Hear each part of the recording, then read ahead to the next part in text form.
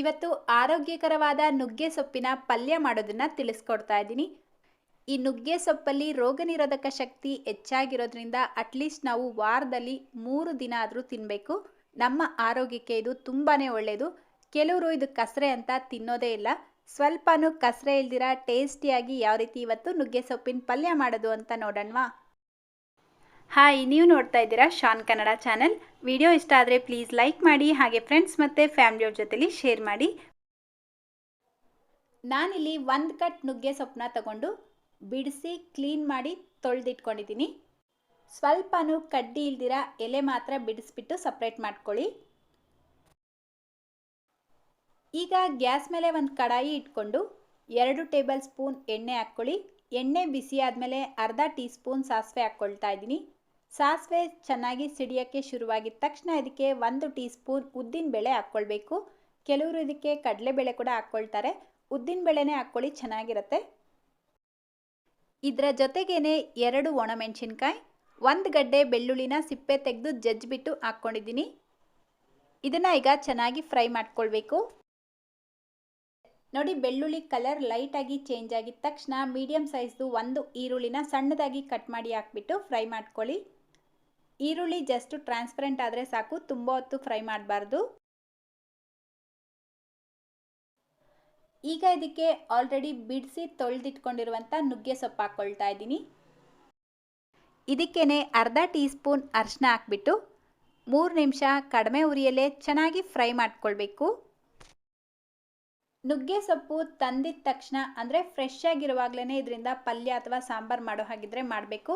2-3 ದಿನ ಬಿಟ್ಟು ನೀವು ಮಾಡಿದ್ರೆ ಖಂಡಿತ ನುಗ್ಗೆ ಸೊಪ್ಪಲ್ಲಿ ಮಾಡುವಂಥ ರೆಸಿಪಿ ಕಸರೆ ಇರುತ್ತೆ. ಸೊ ಇದನ್ನು ನೆನ್ಪಿಟ್ಕೊಳ್ಳಿ.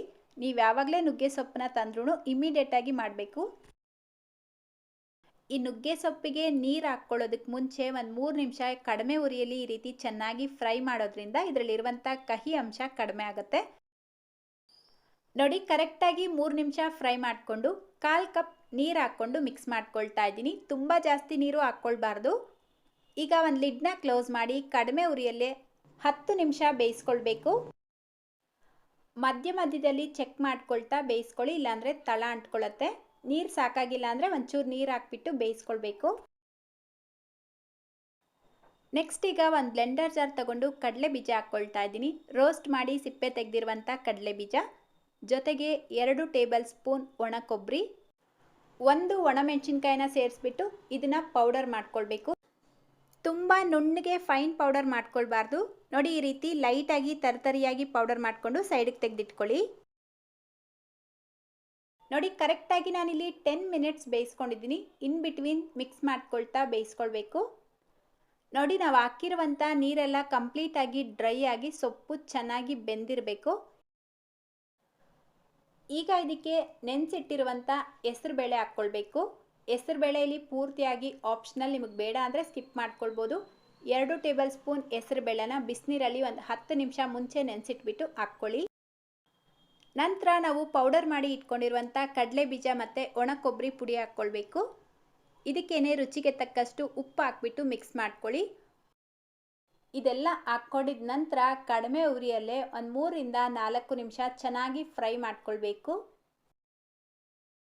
ನೀವು ಯಾವುದೇ ಸೊಪ್ಪಿನ ಪಲ್ಯ ಮಾಡೋ ಹಾಗಿದ್ರೂ ಉಪ್ಪು ಲಾಸ್ಟಲ್ಲಿ ಹಾಕ್ಕೊಂಡು ಮಿಕ್ಸ್ ಮಾಡ್ಕೊಳ್ಬೇಕು. ಯಾಕಂದರೆ ಸೊಪ್ಪು ಫ್ರೈ ಮಾಡೋದಕ್ಕೆ ಮುಂಚೆ ಜಾಸ್ತಿ ಇರುತ್ತೆ, ಫ್ರೈ ಮಾಡ್ತಾ ಅದರ ಪ್ರಮಾಣ ಕಡಿಮೆ ಆಗಿಬಿಡತ್ತೆ. ಸೊ ನೀವು ಮೊದಲೇ ಸೊಪ್ಪು ಜಾಸ್ತಿ ಇದೆ ಅಂತ ಉಪ್ಪು ಹಾಕ್ಬಿಟ್ರೆ ಅಳತೆ ಖಂಡಿತ ಗೊತ್ತಾಗಲ್ಲ. ಸೊ ಅದಕ್ಕೆ ಯಾವಾಗಲೇ ನೀವು ಸೊಪ್ಪಿನ ಪಲ್ಯ ಮಾಡಿದ್ರೂ ಲಾಸ್ಟಲ್ಲಿ ಉಪ್ಪು ಹಾಕ್ಕೊಳ್ಬೇಕು. ಅಷ್ಟೇ, ಈಗ ಗ್ಯಾಸ್ ಫ್ಲೇಮ್ನ ಆಫ್ ಮಾಡಿಕೊಂಡ್ರೆ ಆರೋಗ್ಯಕರವಾದ ನುಗ್ಗೆ ಸೊಪ್ಪಿನ ಪಲ್ಯ ರೆಡಿಯಾಗುತ್ತೆ. ನಿಜವಾಗ್ಲೂ ಕಸರೆ ಇರಲ್ಲ, ತಿನ್ನೋಕ್ಕೆ ತುಂಬ ಚೆನ್ನಾಗಿರುತ್ತೆ. ಟ್ರೈ ಮಾಡಿ ನೋಡಿ, ಖಂಡಿತ ನಿಮ್ಗೆ ಇಷ್ಟ ಆಗುತ್ತೆ. ಯಾವುದಾದ್ರೂ ಸಾಂಬಾರು ರಸಮ್ ಎಲ್ಲ ಮಾಡಿದಾಗ ಈ ರೀತಿ ನುಗ್ಗೆ ಸೊಪ್ಪಿನ ಪಲ್ಯ ಮಾಡ್ಕೊಳ್ಳಿ, ತುಂಬ ಚೆನ್ನಾಗಾಗುತ್ತೆ. ಸೊ ಇವತ್ತಿನ ವಿಡಿಯೋ ಇಷ್ಟ ಆಗಿದ್ರೆ ಪ್ಲೀಸ್ ಲೈಕ್, ಶೇರ್ ಮಾಡೋದನ್ನು ಮರಿಬೇಡಿ ಅಂತ ಹೇಳ್ತಾ, ಇದೇ ರೀತಿ ಮತ್ತೊಂದು ರೆಸಿಪಿಯೊಂದಿಗೆ ಸಿಗೋಣ. Thank you.